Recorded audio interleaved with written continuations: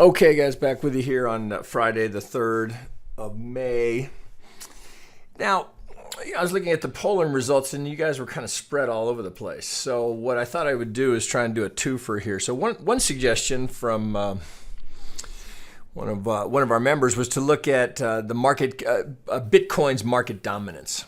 And so I thought we could kind of segue, look at this and then segue into why this would matter in terms of what you might be trading in the near term. So looking at this chart, so this is a daily. You can find this on TradingView. The symbol is BTC.D. Now, so I've got a daily chart up here on this, and we can see that there is wave count here. Right? So I've got a nice impulse coming down, and it would appear that I've got an impulse going up. So coming off of this, if I just zoom in a little more here, well, I can get a 1, 2, 3, 4, right? So kind of an extended, I think we can call it an ABC, but it looks much like a triangle here, but I don't think we can go A, B, C. Well, fuck, actually. You might, it wouldn't matter, right? You could go C, D, E, wouldn't matter. So let me tighten this up here a little bit. Bottom line here, we've got a pivot, a proposed 4 here, and we've had this break now. Looks like we could be heading up towards that target. So looking here, that's very bullish for Bitcoin as it relates to alts. So why does this matter? You may say, well, fuck, why do I even care? I'm not going to trade it. Well, it certainly would matter with regards to what you're spreading, any alt trading that you're doing, whether you're spreading against Bitcoin or the dollar. So with Bitcoin on the move here, I think you might, assuming there's enough liquidity and that you can trade it depending on what exchanges you're on and et cetera. But so let me give you a couple examples here. So with Bitcoin showing this kind of strength and potentially heading towards 60, over 60, well, shit, where are we at? 58, heading towards 65, 66 market dominance. Well, let's look at a couple examples. So one of the other requests that you guys were interested in was Monero. So let's look at Monero here. Here's Binance. So let's look at Monero to Bitcoin. All right, so we can go back. All right, so Monero, long favorite. Just putting in fresh lows here as we try and go all the way back here. Right, Monero to Bitcoin, not looking so good, is it? Right, still putting in fresh lows. Well, now let's look at Monero to the dollar. So I've got it over here to the dollar, looking a whole lot better. All right, so actually the pattern looks fairly similar. So we can get a 1, 2. Now we have had a slight overlap here. Here's our 1. So we've had this little overlap. So you got to trade it as a diagonal now. But note here, so we can do it one of two ways. So in a diagonal, you always want to check from the start of the 1 through the pivot of the 3. We come to the 38, but I'll look at both of them. I've got a swing here. So in between here, so either one plays. It's going to change slightly your target, but not by much. So looking here, I mean, this looks like, we're, TradingView. Looks like we're off, potentially finishing a 1 wave here. It's pretty long-term leading diagonal, but it's certainly valid. Right? Now we don't have, we're going to run into some resistance up here. So I would start with right before we come down. Well, here's the 50, and we're going to have to get through that, and then we'll have to go back and this will be significant. So if we can get up through this, all of that looks very good. So a little late on the buy here off of the 4. But I make that point. So if you're looking at things over the weekend, what do you want to spread again? Here's another. I trade Dash a lot. Here's one of my faves. So here's Dash to Bitcoin. All right, good trading in here usually. So here's Dash to Bitcoin. And sort of, we haven't completely lost the structure. That same sort of, could this be a 1, 2, 3? We're having a deep 4, creating a diagonal. That's not looking so great, is it? Right. That's not that it's still not possible, but you'd have to go A, B, C into that. That's a really deep for a 4. So even if I use the absolute low here, pushing the 786 on the 4. I'm not a buyer there. I don't like that at all. But dash to the dollar over on Kraken. It just happens to be where I trade it. Same idea. 1, 2, 3, 4. Now we're still potentially with an impulse here. So because we don't overlap. Look how close that is, right? But again, like guys, things don't happen randomly. So from this 1, 2 up for the 3, I come down. I just barely missed the overlap. So I've got a potential impulse going in here. Here's my target up here. Well, note where that's going to put me, bumping right into the golden zone. So from this dominant pivot, well, you can see what happened here at the 3 high. We run into the 50. Well, look what we do here, guys. Look at this.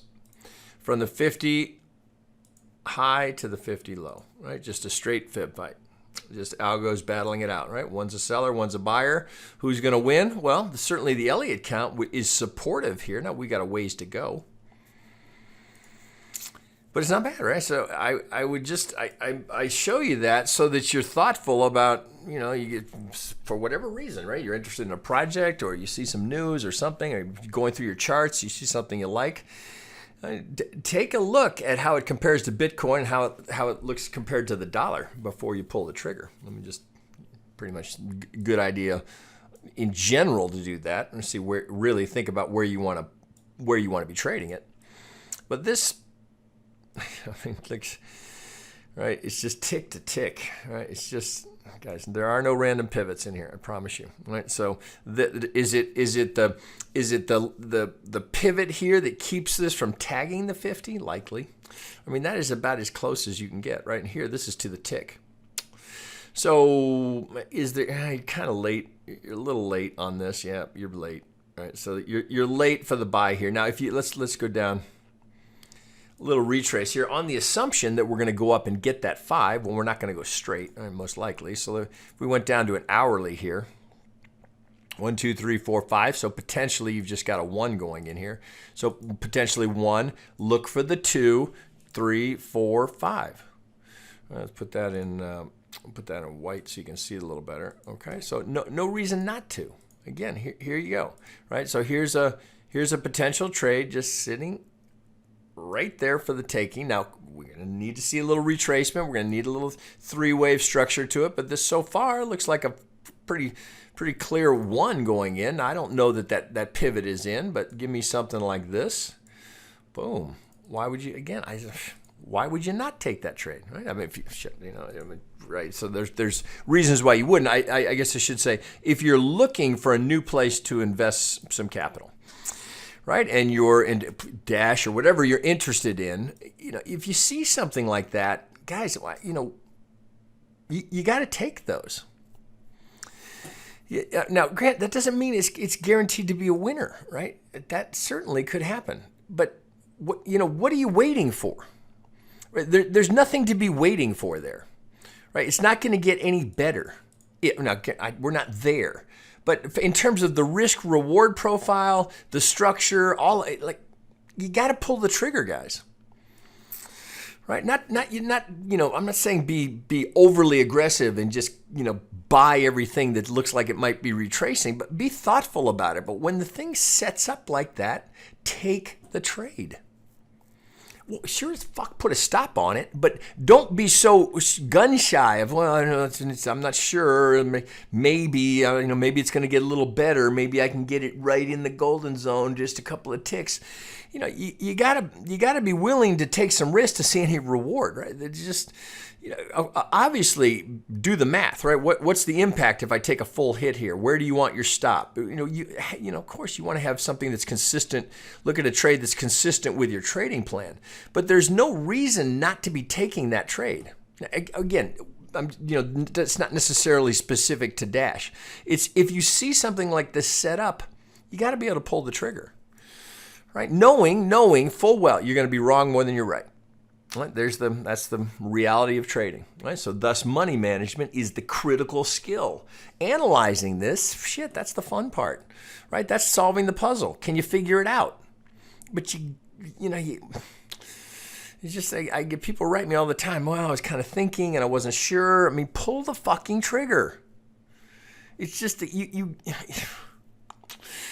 right? Just if it sets up there, be precise about it. Exactly, where am I getting out? Right, exactly, what are my targets? Lay out a roadmap for the trade so that you're not surprised by anything. Well, stopped out, okay, reevaluate. Goes up towards target, okay, you taking full or partial profit. think it through rather than just, well, it looks pretty good. I'm going to click buy, put a stop on it. You know, maybe it goes up. You know, have targets, have a full plan based on why you took this trade. What's a realistic expectation in terms of the potential return on that trade? Right? Is it realistic to assume we're going to just go off to all-time highs? Probably not. Probably not. Now, it doesn't mean you have to take this needs to be 100% profit taken there. Yet, assuming we see that. Right, you can leave a little in there because if you're taking this trade on the anticipation it's a 3, well, you're expecting the 4. So don't understand if it starts to sell off. Well, that was what you were anticipating, right? So now if it does that and you don't get that, and then it does that, well, trade isn't realized, right? The target isn't met. Next trade. It's as simple as that. Anyway, all right, so there you go. All right, so just a few things to think about as relates to Bitcoin, what Bitcoin dominance looks like. That looking pretty solid right there. So I don't know that I'd be looking to get on the other side of that. All right, it's just some fuel for thought. All right, guys, talk to you later.